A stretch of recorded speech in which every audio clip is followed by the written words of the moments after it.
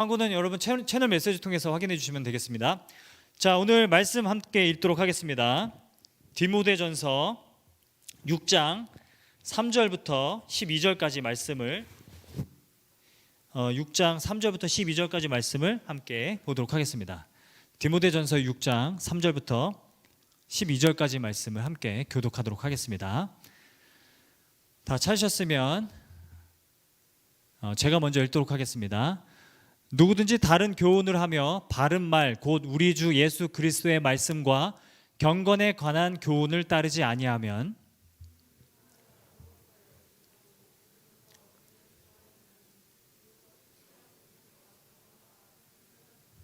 마음이 부패하여지고 진리를 잃어버려 경건을 이익의 방도로 생각하는 자들의 다툼이 일어나느니라.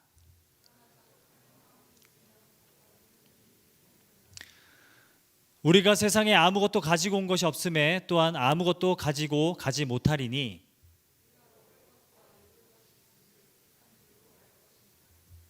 부하려 하는 자들은 시험과 올무와 여러 가지 어리석고 해로운 욕심에 떨어지나니 곧 사람으로 파멸과 멸망에 빠지게 하는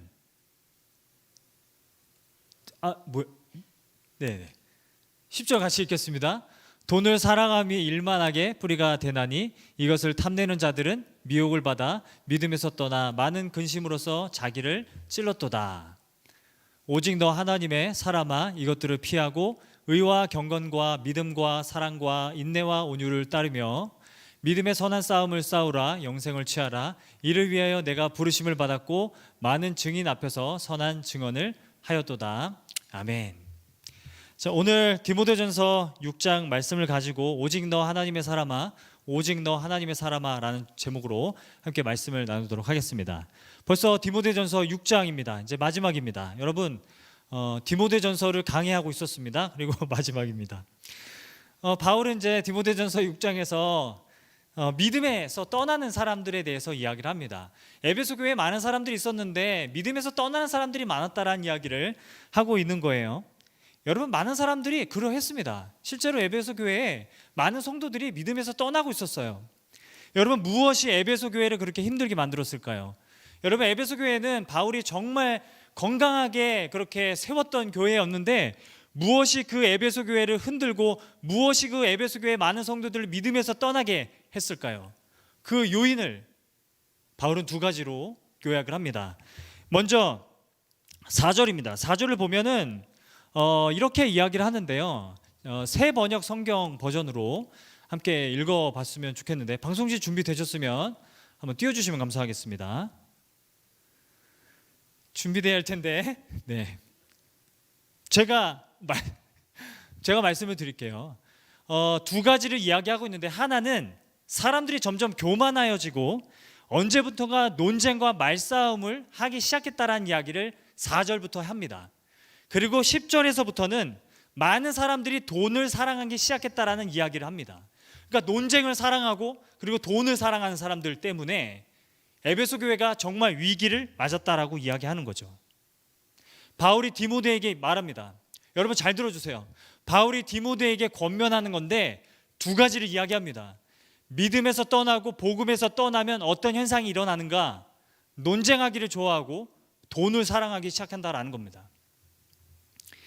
여러분, 두 가지 공통점이 뭔지 아세요? 논쟁하기를 좋아하고 돈을 사랑하는 것, 두 가지의 공통점이 뭔지 아십니까?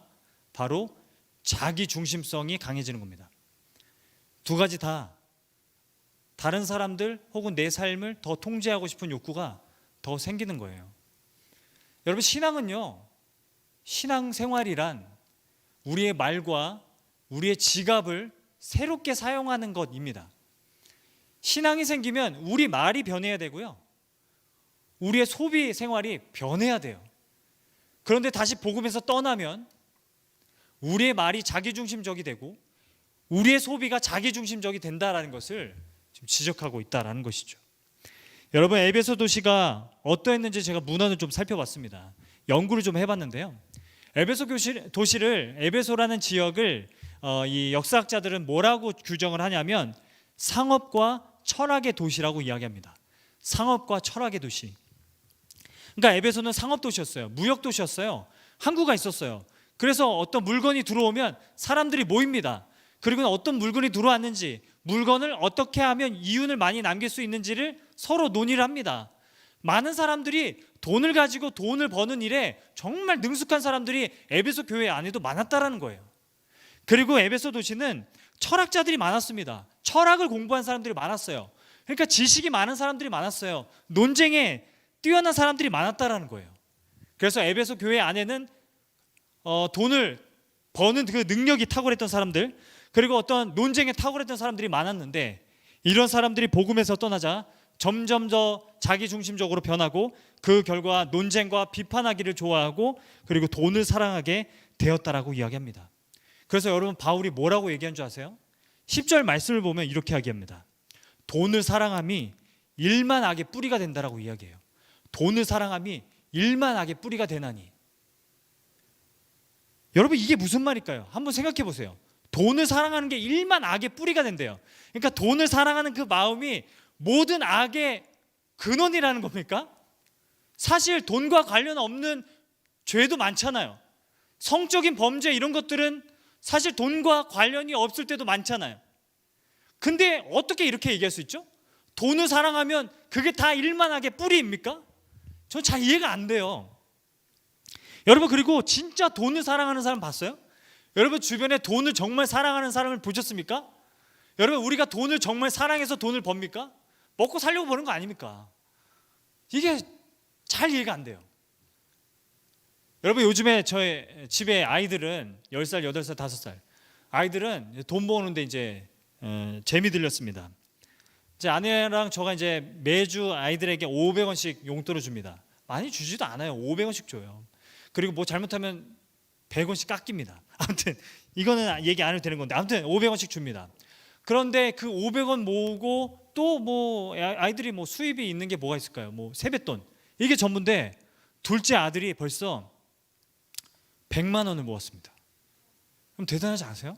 그럼 100만 원 모아봤어요? 아무튼 대단하지 않으세요? 얘가 뭐라고 얘기하냐면 더 모아서 차를 살 거래요. 참고로 8살입니다. 아빠 말만 해, 내가 사줄게. 그래서 너무 사랑스러워요. 근데 무슨 소리야? 아무튼 어떻게 보면 돈을 참 사랑하고 있는 거죠. 근데 여러분, 이게 잘못된 겁니까? 여러분, 어떻게 생각하세요? 아이들에게 경제관념에 대해서 가르치는 것이 죄입니까? 돈을 사랑함이 일만하게 뿌리라면 아이들에게 이 경제관념에 대해서 가르치는 게 죄입니까? 주식은 가르쳐도 됩니까? 저희 아들에게. 부동산에 대해서는 가르쳐도 됩니까? 비트코인은요? 가르쳐도 됩니까? 저는 이런 것들이 다 조기 교육이 필요하다는 생각도 가끔 해보는데, 여러분, 이 아이에게 이런 경제관념, 비트코인, 주식에 대해서 어렸을 때부터 가르치는 건 이건 죄가 됩니까? 여러분에게 묻고 싶습니다. 저는 회사 다니다가 신학을 하게 되었어요. 회사 다닐 때는 정말 항상 고민이 돈 버는 거였습니다. 그래서 일부러 야근도 많이 하고 야근수당 받으려고 야근했던 적도 많습니다. 특근수당 이런 거 받으려고 막 휴일에도 나와서 일한다고 하고 그런 적도 굉장히 많았어요. 인센티브 받으려고 정말 열심히 막 경쟁하고 죽어라 일하고 집에도 안 들어가고 막 보람도 느끼고, 어떻게 하면 내가 지출을 줄일 수 있을까? 어떻게 하면 예금 적금을 통해서 더 많은 이윤을 내 삶에 남길 수 있을까를 늘 고민하며 살았습니다. 그러면 저는 이게 일만 악의 뿌리였습니까? 이런 걸 묻고 싶은 거예요. 이런 고민들이 다 일만 악의 뿌리입니까? 이런 것들은 다 그리스도인이라면 다 생각하지 말고 살아야 합니까? 사실 대부분의 청년들은요, 돈을 사랑해서 돈을 벌고 있는 게 아닙니다. 여러분, 만약에 그런 분이 있다면 좀 알려주세요. 저는 없다라고 보고 말씀을 드리는 거니까. 대부분 청년들은 생존하기 위해서 돈을 법니다. 여러분, 생존하기 위해서 아득바득 돈을 벌며 살아가고 있다는 거예요. 부채를 갚으려고요. 학자금 대출 갚으려고요. 결혼을 해야 되니까 전세금 마련하려고요. 그래서 돈을 버는 거지, 누가 돈을 사랑해서 돈을 버는 사람이 어디 있습니까? 라는 생각이 자꾸 제 안에 드는 겁니다.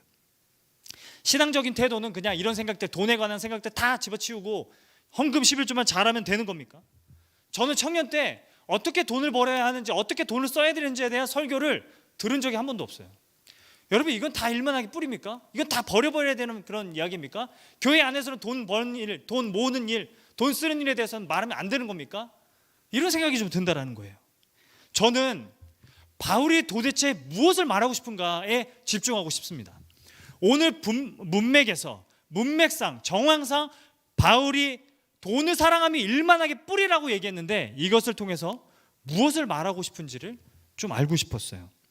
왜 돈을 사랑함이 일만하게 뿌리라고 얘기하는 걸까? 이걸 주의하라고 하잖아요. 이것 때문에 믿음에서 떠나는 사람들이 그렇게 많다고 하잖아요. 이게 뭘까요? 돈을 사랑함. 그래서 제가 헬라어로 연구를 해보니까 10절에 돈을 사랑함은 사실 한 단어입니다. 돈을 사랑함, 요게 한 단어예요. 한 단어. 헬라어로 필라귀리아라는 단어인데요. 필레오, 사랑하다. 필레오 플러스 아귀리아, 은. 그러니까 은을 사랑하다 이거예요. 이 한 단어를 사용하고 있어요.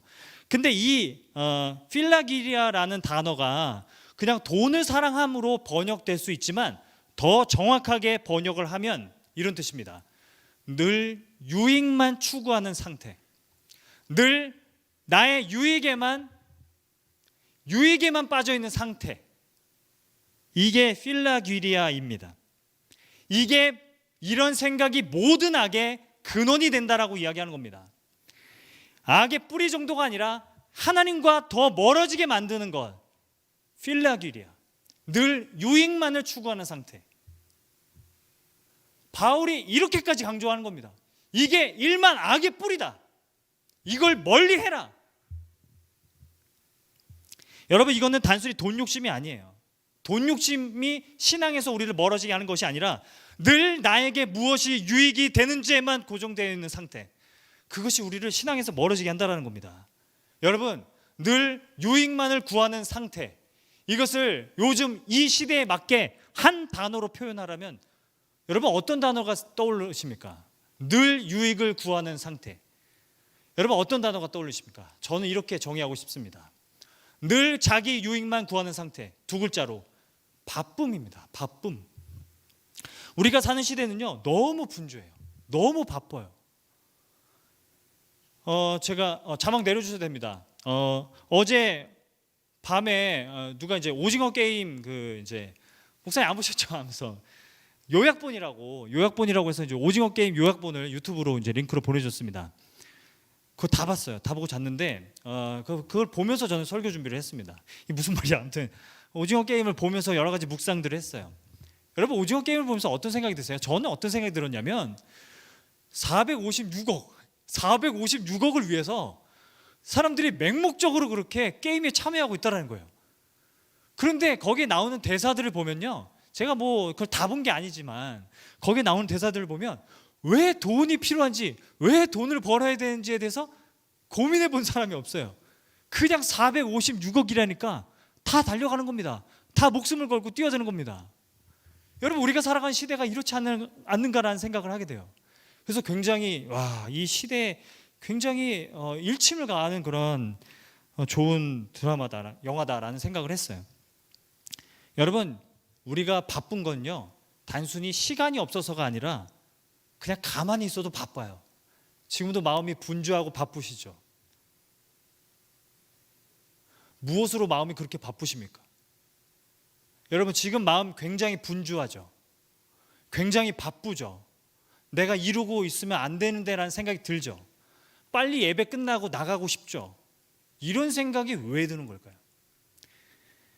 제가 휴가 때 읽은 책인데 마크 코머 목사님의 슬로우 영성이라는 책이 있습니다. 그 책에서 바쁨을 이렇게 정의합니다. 바쁨이란 열등감, 두려움, 죄책감에 반응해서 미친 듯이 노력하는 상태이다. 바쁨이란 열등감, 두려움, 죄책감에 반응해서 미친 듯이 노력하는 상태이다. 그러니까 뭔가 열심히 살고 있어요. 그런데 그 동기를 분석해 보면 다 열등감입니다. 열등감. 내가 더 잘 살아야 하는데, 내가 더 잘 산다는 소리를 들어야 하는데, 열등감. 내가 남들보다 더 잘 살아야 하는데, 또 직장을 잃을지도 몰라, 더 경기가 어려워질지 몰라, 두려움. 너무 비효율적으로 사는 것 같아, 죄책감. 나 너무 게으른 것 같아, 죄책감.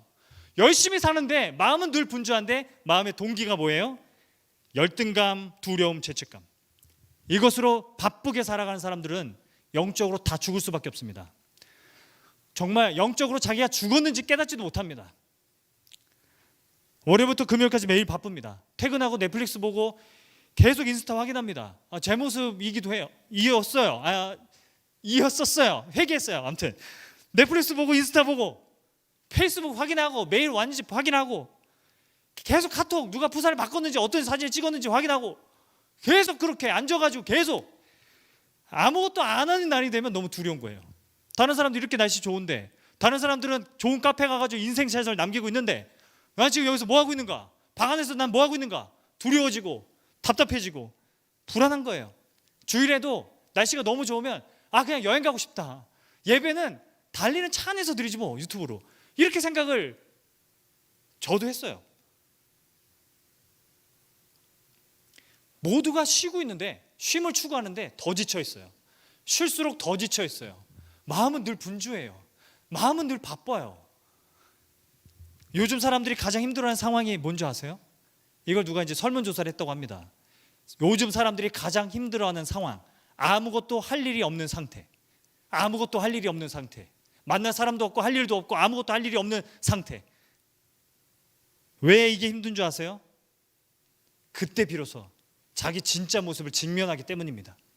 공허하고 허망한 자기 진짜 모습을 직면하기 때문에 사람들이 그때를 가장 두려워한다라는 거예요. 그래서 공허한 자신을 직면하지 않으려고 끊임없이 뭔가 미친 듯이 확인하고 찾고 만지고 찾아보고 검색하고 계속 그렇게 있다라는 거예요. 이것이 바울이 말하는 필라귀리아입니다. 유익만을 구하는 상태, 늘 바쁘게 자기 유익만을 구하는 상태, 이익만을 추구하는 마음. 이런 사람은 자기가 영적으로 죽어 있는지 절대로 깨닫지 못합니다. 요새 주식에 빠져 있는 분들 굉장히 많잖아요. 주식 투자가 죄가 아니라 저는 사람이 주식 투자라는 것을 더 악하게 만들고 있다고 생각합니다. 사실 주식 투자라는 게 그런 거잖아요. 장래가 촉망되는 기업에 내가 투자하는 거잖아요. 근데 투자가 아니라 투기하고 있다는 거예요. 기업에 투자하는 게 아니라 나에게 투자하잖아요. 잘 생각해 보세요. 그렇잖아요. 여러분, 한국인들은 평균 주식 보유 기간이 1.5일이라고 합니다. 1.5일 만에 다 팔아버립니다. 이게 무슨 투자입니까? 코로나도 멈추지 못한 게 있다면 우리의 마음에 계속되는 분주함과 바쁨입니다. 이건 고질병입니다. 여러분, 어떻게 하면 이 바쁨을 멈출 수 있을까요? 어떻게 하면 이 바쁨과 이 분주함을 잠시라도 멈출 수 있을까요? 에베소서 5장에 이런 말씀이 있습니다. 세월을 아끼라, 때가 악하니라. 세월을 아끼라, 때가 악하니라. 여러분, 이 말씀이 어떤 의미냐면 세월을 구속하라는 겁니다. 시간을 구속하라는 겁니다. 더 바쁘게 살라는 의미가 아닙니다. 오히려 시간을 느긋하게 사용하면서 좀 아껴 써라. 제발 오늘을 좀 살아가라. 시간을 좀 아껴 써라. 의미 있게 더 보내려고 아껴 써라. 더 분주하고 더 바쁘게 살라는 의미가 아닙니다. 더 느긋하게 살아갈 수 없느냐? 여러분, 이것을 위해서 우리가 해야 될 일이 있다면 그것은 쉬는 시간을 늘리는 게 아닙니다. 쉬는 시간을 늘려봤자 우리 마음 더 분주하고 바빠지고 불안해요. 여러분, 이 바쁨을 끊어버리기 위해서는 예수님의 삶을 우리가 본받을 필요가 있어요. 그게 뭔지 아세요? 마태복음 11장에 예수님께서 말씀하시죠. 수고하고 무거운 짐진 자들아 다 내게로 오라. 내가 너희를 쉬게 하리라. 예수님께서 이렇게 말씀하신다라는 겁니다. 우리 같이 한번 읽어보겠습니다. 마태복음 11장 28절부터 30절 말씀, 우리 같이 한번 한 목소리로 한번 읽어보도록 하겠습니다. 시작. 수고하고 무거운 짐진 자들아 다 내게로 오라. 내가 너희를 쉬게 하리라. 나는 마음이 온유하고 겸손하니 나의 멍에를 메고 내게 배우라. 그리하면 너희 마음이 쉼을 얻으리니 이는 내 멍에는 쉽고 내 짐은 가벼움이라 하시니라. 여러분, 기억하세요. 쉬운 삶은 없습니다. 다만 쉬운 멍에만 있을 뿐입니다. 그러면 그 쉬운 멍에가 뭘까요? 예수님의 멍에를 메는 것이 뭘까요? 우리의 삶에 끊임없이 분주하게 빠르게 지나가는 우리의 시간들 속에서 우리의 마음을 붙잡아주는 그러한 루틴이 필요하다는 거예요. 삶의 루틴이 필요한 겁니다. 여러분, 예수님처럼 느긋하게 살아갈 수 있는 루틴이 필요한 겁니다. 예수님처럼 평안하게 여유 있게 살아갈 수 있는 루틴이 우리의 삶에 필요한 겁니다. 여러분, 요즘에 잠언과 산책하는 아침, 로마서로 가는 바, 제가 그걸 주구장창 하는 이유도 그거예요. 루틴이 필요한 거예요. 잠시 말씀 앞에서 5분이라도 멈추자는 겁니다. 잠시 기도로 좀 멈추자는 겁니다. 내 마음이 지금 어떠한지 한번 점검해 보자는 겁니다. 그런 루틴이 필요한 겁니다. 예수님만 생각하면서 그게 저절로 되는 게 아니라 내 삶을 다시 재형성하는 루틴이 필요한 겁니다. 그런 노력들이 필요하다는 거예요. 이러한 루틴의 삶, 쉬운 멍해를 우리가 짊어지고 우리 삶의 바쁨을 제거하며 살아갈 때, 여러분, 그래야 우리가 예수님의 마음을 회복할 수 있고 우리의 삶의 영성을 다시 회복할 수 있을 줄을 믿습니다. 에베소 교회가 늘 자기의 유익을 구하는 사람들로 가득해졌고, 그래서 위기가 찾아왔어요. 마치 오늘날의 교회, 현대 교회 모습과 같다는 거죠. 누구를 만나도 유익을 생각합니다. 누구를 만나도 이익을 생각합니다. 아무도 손해보지 않으려고 합니다. 만남도 모임도, 어떤 만남이 있고 모임이 있어요, 투자 가치를 판단하고 있습니다. 어느새부터가 여러분 공동체는 매력을 잃어버렸습니다. 왜 그런 줄 아세요? 유익이 되지 않는다고 판단했기 때문입니다. 투자 가치가 없는 겁니다. 내 시간과 돈과 열정을 드릴 가치가 없다라고 판단한 겁니다. 그래서 공동체가 매력을 잃어버렸습니다. 여러분, 어느샌가 교회는 너무 성도들이 소비자 중심적으로 대합니다. 교회를 소비자 중심적으로 대한다는 거예요. 설교는 어떻고, 찬양은 어떻고, 시설은 어떻고, 분위기는 어떠한지 평가한다라는 겁니다. 정말 순수한 복음을 전하고 있는지를 확인하려고 있는 것이 아니라 나에게 맞는지, 나에게 무엇을 해줄 수 있는지, 이 교회가 나에게 무엇이 유익이 되는지 이것을 판단하고 있다는 겁니다. 그러니까 설교자들이 더 설교를 잘하려고 경쟁하는 겁니다. 누가 더 설교를 잘하는지, 말을 더 잘하는지, 누가 더 감동을 주는지, 누가 더 위로를 주는지 설교자들이 그렇게 경쟁을 하는 겁니다. 사람들은 교회가 나에게 무슨 유익을 주는지에만 관심을 갖습니다. 목사님, 이제는 위로가 되지 않아요. 교회에 나올 이유가 없는 것 같아요. 이런 얘기를 듣습니다. 모든 것의 중심에는 자기 유익만을 구하는 자기중심성이 너무 가득해져 가고 있다는 겁니다. 여러분, 이런 상황이 에베소 교회 상황이었다는 거예요. 여러분, 한번 상상을 해보세요. 에베소 교회가 이랬다고요. 오래전에 바울이 에베소 교회를 세울 때만 해도 여러분, 오전 11시부터 오후 4시, 5시까지 그렇게 주구장창 바울에게서 2년 동안 그렇게 복음을 배우고 복음에 대해서 열정을 가지고 성경을 배우는 것에 열정을 가지고 그렇게 살았던 에베소 교회가 갑자기 추락하는 겁니다. 기적이 나타나고 병든 자들이 고침을 받고, 정말 에베소 교회 하나 때문에 온 에베소 도시가 그렇게 난리였던 그 교회가 복음에서 떠나자 돈을 사랑하고 논쟁하기를 좋아하는 그런 일들로부터 신앙에서 멀어지는 일들이 일어났다고 이야기합니다. 바울이 저는 디모데전서를 마무리해가면서 이 디모데가 얼마나 정말 암담한 현실 가운데 있었을까 하는 생각을 합니다. 디모데가 얼마나 견디기 힘든 상황 가운데 디모데가 그 에베소 교회에 있었을까 하는 생각을 해보게 됩니다. 진짜 어떻게 거기서 견딜 수 있었을까 하는 생각을 해보게 됩니다. 사람들은 다 자기 유익만을 구하는 게 너무 뻔히 보입니다. 그냥 투자 가치를 비교하고 판단하고 있는 게 다 눈에 보입니다. 디모데가 그런 에베소 교회를 이끌고 가는 데 있어서 얼마나 마음이 답답했을까라는 생각을 하게 됩니다. 그런데 저는 바울의 이 한마디의 위로와 도전을 얻습니다. 바울의 이 한마디요, 그게 뭐냐면 11절입니다. 오직 너 하나님의 사람아, 오직 너 하나님의 사람아, 오직 너 단수 한 사람, 디모데 한 사람. 바울이 지금 다른 사람들에게 얘기하는 게 아니라 디모데 한 사람에게 얘기하고 있는 겁니다. 오직 너 하나님의 사람아. 그렇게 복음으로 열심히 있던 모든 성도들이 다 떠나고 있을 때, 에베소 교회가 텅텅 비어가고 있을 때 바울이 외치는 겁니다. 오직 너 하나님의 사람아, 이것들을 피하고 믿음의 선한 싸움을 싸우라. 하나님이 너를 그것을 위해 부르셨다, 이렇게 말씀하고 있다는 거죠. 여러분, 그런데 저는 이 에베소 교회가 그 뒤로 어떻게 됐을까 너무 궁금했어요. 그래서 역사를 찾아보니까 여러분, 정말 감동적이었던 게 뭐냐면 디모데가 그 에베소 교회를 견뎌줍니다. 디모데가 그 텅텅 비어가는 에베소 교회를 버텨줍니다. 그리고 디모데가 죽자 사도 요한이 에베소 교회의 목회자로 옵니다. 디모데는 바울과 사도 요한 사이에서 다리가 되어줬습니다.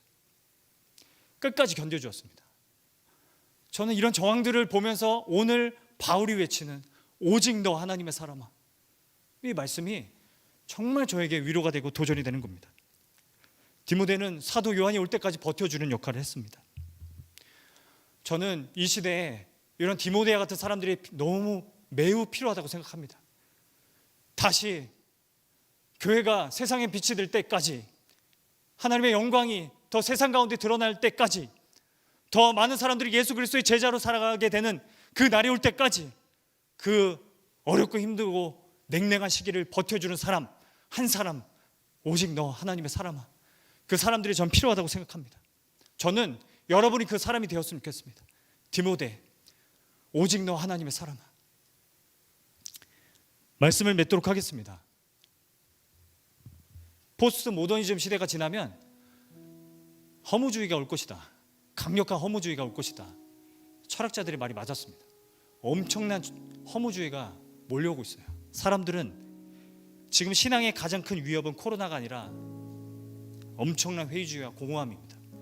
여러분 마음 가운데 불어닥친 엄청난 회의주의와 공허함, 신앙에 대한 회의주의, 그리고 삶에 대한 공허함, 뭘 해도 즐겁지 않고 늘 공허하고 내가 뭘 하고 싶은지 모르겠고 가만히 있지 못해서 하루에도 수없이 스마트폰만 확인하고 있는, 마음이 끊임없이 자기중심성으로 바쁘고 분주한, 쉼을 잃어버린 이 시대, 이게 우리가 살고 있는 시대의 모습입니다. 요즘 느껴지는 신앙에 대한 무관심, 무기력을 보면서도 무너지지 않으려고 죽기 살기로 버텨보는 사람들이 그래도 있다고 생각합니다. 점점 더 사람들은 자기 유익만을 찾습니다. 사람들을 만나도, 교회에 와도, 예배를 드려도 나에게 무엇이 유익이 되느냐를 판단하고 묻고, 유익에 모든 사람들이 다 빠져 있는 가운데 있는데, 이런 가운데도 하나님의 사람들이 있다고 저는 생각합니다. 이 엄청난 허무주의와 신앙의 공허함과 무기력감을 함께 뚫어갈 공동체가 필요하고 동역자가 필요하고 그런 하나님의 사람이 필요한데, 지금은 정말 디모데와 같은 사람이 너무 간절한 때입니다. 지금 여러분 다들 어디 계십니까? 다들 어디 계십니까? 공동체를 위해서 내가 생명이라도 내놓을 것처럼 고백했던 그 고백들은 다 어디에 있습니까? 코로나가 3,000명 넘는데 그래도 교회 나오라, 이런 얘기 하는 거 아닙니다. 여러분의 마음을 묻는 겁니다. 주님을 위해서 내가 고난을 피하지 않겠습니다라고 고백했던 그 고백들이 다 어디에 있습니까? 왜 우리가 이렇게까지 비굴하게 신앙생활을 해야 됩니까? 언제까지 여러분 그렇게 눈치만 보면서 신앙생활을 해야 되겠습니까? 지금은 혼자 버텨내기 힘든 시대입니다. 그래서 동역자가 필요한 겁니다. 같은 믿음을 가지고 같은 신앙을 가진 사람들이 필요한 때입니다. 어제 제가 캄보디아 선교사님과 통화를 하면서 정말 많은 위로를 얻었습니다. 그래도 그렇게 하나님을 위해서 살아가는 사람들이 그래도 있구나. 지금은 서로 그렇게 신앙을 갖는 사람들이 모여서 함께 서로를 격려해주고 위로해야 될 때입니다. 여러분 어디 계십니까? 여러분의 마음은 어디 있습니까? 무엇을 추구하고 무엇 때문에 바쁘고 무엇 때문에 그렇게 허둥지둥 살아가고 계십니까? 그럼에도 저는 디모데전서 강해를 마치면서 저도 외치고 싶은 건 오직 너 하나님의 사람아, 이 한마디입니다. 오직 너 하나님의 사람아, 이것들을 피하고 믿음의 선한 싸움을 싸우라. 이것들을 피하고, 모두가 다 유익을 추구하고 있는 이것을 피하고 믿음의 선한 싸움을 싸우라. 하나님이 너를 이것을 위해 부르셨다. 여러분 이 말씀을 꼭 기억하시고 말씀으로 반응하며 살아가시기를 간절히 소망합니다.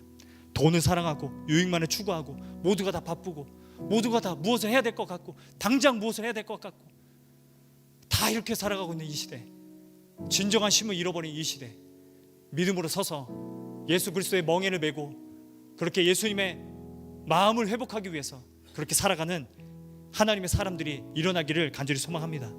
부디 하나님의 부르실 디모데와 같은 그런 사람들이 다시 일어나고 청년부가, 한국교회가 수많은 예수 그리스도의 제자들로 채워지는 그날이 속히 오기를 간절히 소망합니다. 여러분에게 도전합니다. 여러분에게 도전합니다. 오직 너 하나님의 사랑아, 이 하나님의 부르심과 이 하나님의 애탄 부르심이 여러분의 마음을 움직일 수 있기를 간절히 바랍니다. 여러분, 우리가 다시 하나님 앞에 하나님의 마음을 구하고 하나님의 마음으로 다시 열정으로 하나님을 향해 우리의 모든 것 다 내려놓고 나아가야 할 때인 줄 믿습니다. 이런 도전과 은혜가 여러분의 삶에 다시 일어나기를 소망합니다. 이 시간에 우리 같이 찬양하며 나아갔으면 좋겠습니다.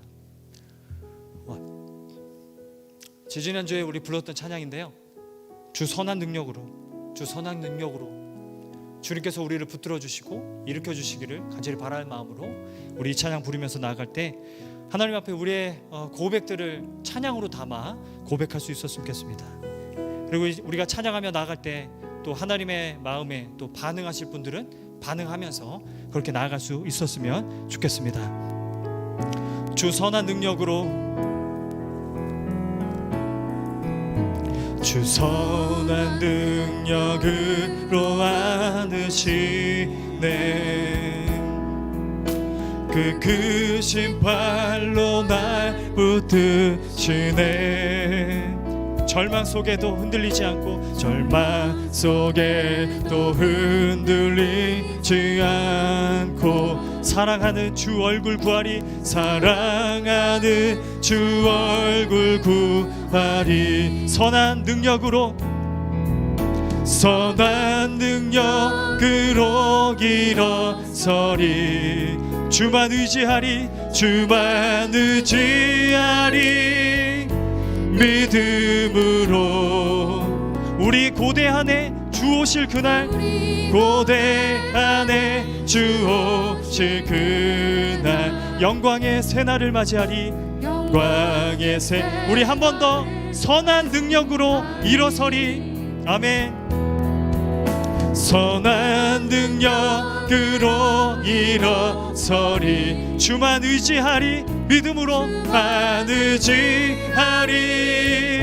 믿음으로, 아멘. 우리 고대 안에 주 오실 그날, 고대 안에 주 오실 그날, 영광의 새날을 맞이하리. 영광의, 우리 2절로 우리 목소리 높여 고백하며 나갑니다.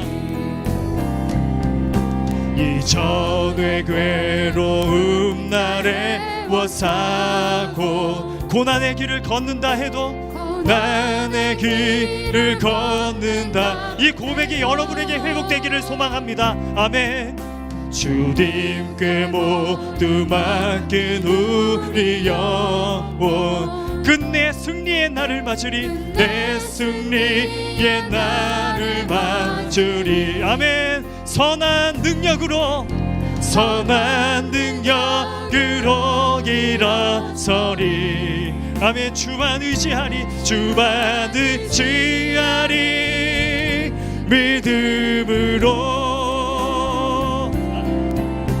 우리 고대 안에 주 오실 그날, 아멘. 영광의 새날을 맞이하, 우리 3절로 고백하며 나갑니다. 주님이 마신 고난의 쓴 잔을 우리도 감사하며 받으리. 우리도 감사하며 받으리. 주님의 남은 고난 채워가며, 주님의 남은 고난 채워가, 우리 선포합니다. 예수와 복음 위에 살리라. 예수와 복음 위에 살리라. 아멘. 주 선한 능력으로, 선한 능력으로 일어서리. 주만 의지하리, 믿음으로 주만 의지하리. 믿음으로, 아멘. 우리 고대 안에 주 오실 그날, 영광의 새날을 맞이하리. 영광의 새날, 우리 한 번 더 우리 간절한 목소리로 선한 능력으로 일어서리. 아멘. 선한 능력으로 일어서리. 아멘. 주만 의지하리. 믿음으로, 아멘.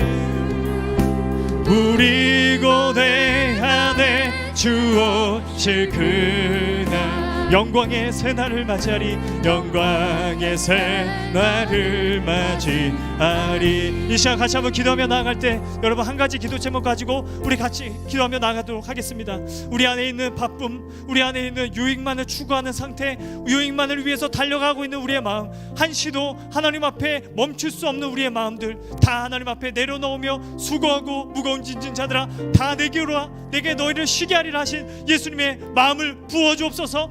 예수님의 멍에를 메고 살아갈 수 있도록 도와주옵소서. 하나님이 부르시는 오직 너 하나님의 사람아, 오직 너 하나님의 사람아, 하나님의 음성의 앞에 우리가 반응하며 살아갈 수 있도록 도와주옵소서라고 함께 기도하며 나가기 원합니다. 기도하겠습니다. 하나님 아버지, 이 시간 우리의 아버지 일으켜 주옵소서. 아버지 다시 한번 하나님의 사랑으로 나아갈 수 있는 우리의 믿음이 되게 하여 주시옵기를 소망합니다. 아버지 무뎌진 마음들 우리가 다시 한번 하나님을 위해서 아버지 우리가 다시 한번 열정을 위해서 살아가기로 아버지 다짐하며 나갈 수 있도록 도와주시고, 누군가가 아버지 하나님 이 아버지 어렵고 있는 시간들을 우리가 견뎌낼 사람들이 필요하다면 하나님 우리를 부르신다는 것을 기억하며 나아갈 수 있는 시간 될 수 있도록 도와주옵소서. 주님의 마음을 우리가 의지하며 나아가기 원합니다. 선한 능력 가운데 우리가 나아가기 원합니다. 복음의 능력 가운데 우리가 나아가기 원합니다. 하나님 함께 하여 주시고 우리가 새롭게 변화되어지고 새롭게 하나님의 의지하며 또 아버지 새롭게 하나님의 마음을 구하며 나갈 수 있도록 도와주옵소서. 수고하고 무거운 짐진 자들아 대개 나의 의대로 내게로 오라고 하신 주님의 음성 앞에 우리가 엎드리기 원합니다. 하나님 아버지 잠시라도 우리 욕망과 우리 탐욕을 멈추고 우리가 살아갈 수 있기를 원합니다. 주여 함께 하여 주시고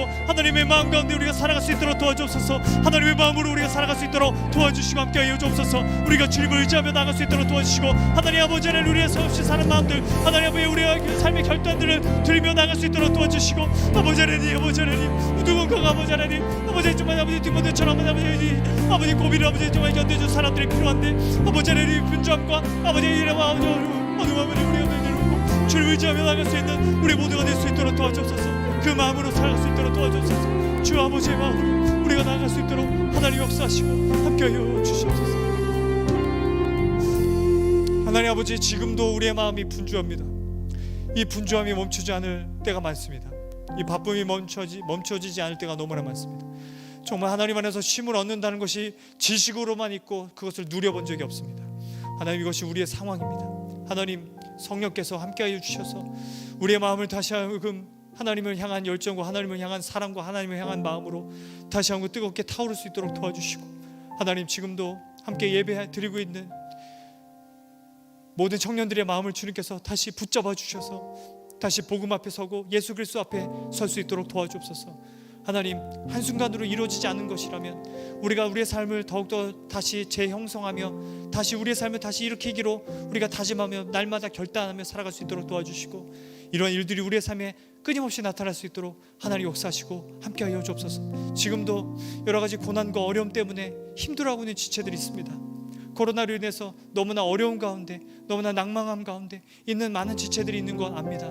하나님, 그 지체들에게 하나님 귀한 은혜를 더해 주시고 하나님의 사랑을 더 부어 주셔서 하나님 은혜로 다시 회복되어지는 그런 역사들이 나타날 수 있도록 도와주시고 함께하여 주시옵소서. 이제는 우리 주 예수 그리스도의 은혜와 하나님의 사랑과 성령의 함께하심이 다시 예수님의 삶을 붙잡고 예수님의 멍에를 메고 내가 하나님의 마음을 구하며 늘 온유한 마음으로 늘 평안한 마음으로 살아가기로, 그래서 다른 사람들을 사랑하고 다른 사람들을 섬기며 하나님을 더욱더 사랑하고 하나님 앞에 영광을 올려드리는 삶을 살아가기로 결단하며 나아가는 모든 청년들의 발걸음, 그리고 모든 청년들의 삶 위에 이제부터 영원토록 함께 있을지어다. 아멘.